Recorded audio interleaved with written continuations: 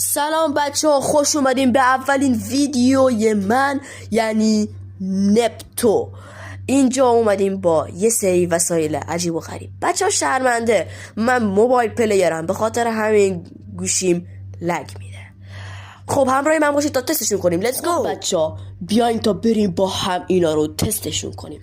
اولین چیزی که خودم دوست دارم، به نظرتون کدوم انتخاب کنم؟ محل نمیدم. اولین چیزی که انتخاب میکنم اینه. این رو خیلی خوشگله، خودم دوستش دارم. ببینین چیکار میکنه، چند تا تیغ پرت میکنه. آجی پشمام، ولی چه دمیجی خورد. حالا این موضوع داسته یکی دیگه بزنمش. ای جانم، چند تا تیغ با هم پرت میکنه. نمیتونه بیاد بیرون، بدبخت نمیتونه بیای بیرون. واسه حالا اینو چی کنم؟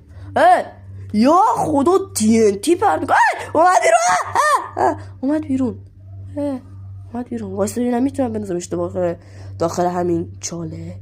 انگاری نه، نمیتونم، انگاری نمیشه. یا بیافت دیگه، لعنتی بیافت وسط چاله تو بکشمت.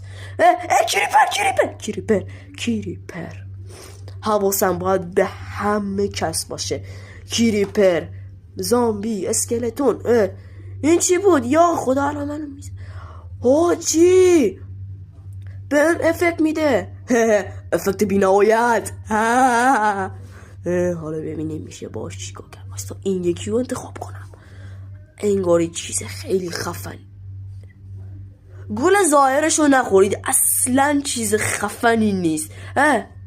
یک زامبی بدبخت. واسه ببینم این یکی چیکار میکنه. سوپرسونیک شدم. یس، ببینم چیکار کنم. کمک، یا خدا، با این میتونم تلپورت بشم. حاجی پشمام، ببینم دورترم میشه. نه نمیشه، فقط کنار این لعنتی میافتم. آیستا، یا خدا، اسکلتون لعنتی. خدا لعنتت کنه. اسکلتون نزن. واسه بپر کنم، شاید نتونست بزنتم. واسه بیا اینجا بینم. نه ولش کن، فرار کنم بهتره. فرار کنم بیای عزیزم. غلط کردم. مامان، دور شدم در حدی که نمیتونم بزنم. بذارین اینو روی درخت تست کنم ببینم چطوریه. چیز خاصی نیست. حالا من فکر کردم خیلی قویه یکی، چون ظاهرش به سلاح‌های قوی میخوره. ولی ببینیم این آخریه چی کار میکنه. ببینیم رو این تستش کنیم. دارم